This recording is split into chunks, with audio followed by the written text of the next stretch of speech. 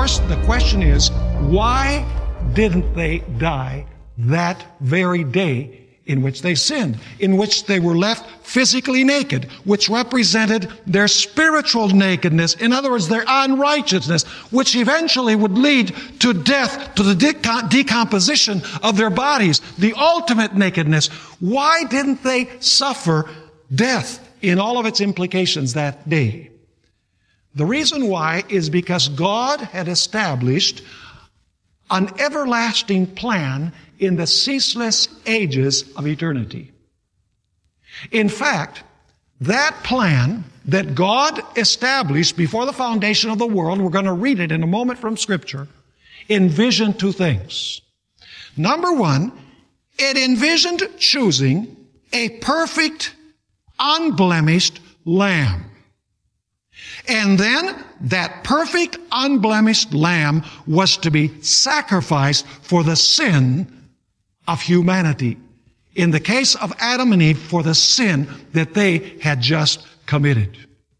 Now, it's very important to realize that this plan was not implemented by God as an emergency. God didn't say, human beings sinned. What are we going to do now? The fact is that this plan had already been made before this world was even created. In other words, God always had a contingency plan. It was not a last-minute emergency plan.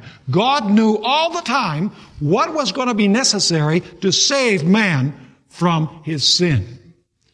Notice 1 Peter chapter 1 and verses 18 through 20, and we're going to read especially two phrases in this passage. 1 Peter chapter 1 and verses 18 through 20. Here the Apostle Peter says the following, knowing that you were not redeemed with corruptible things, like silver or gold, from your aimless conduct received by tradition from your fathers, but with the precious blood of Christ. Notice that Jesus had to shed his blood. The precious blood of Christ, as of a lamb, there it is, as of a lamb without blemish and without spot. Notice two things. The lamb had to be without blemish, and then the lamb had to be what? Sacrificed. His blood had to be shed. Now, when was this plan made, and when was this plan implemented? Notice what we find in verse 20. He, that is Jesus, indeed was foreordained. In other words, this plan was made before the foundation of the world, but was made manifest, in other words, was implemented in these last times for you. So when was the plan of redemption elaborated and established? It was not established when human beings sinned. The Bible tells us that Jesus had already, in eternity past, offered to live a perfect life as a lamb and to suffer death in place of human beings. He was foreordained before the foundation of the world. Sin did not catch God by surprise. God already had a plan.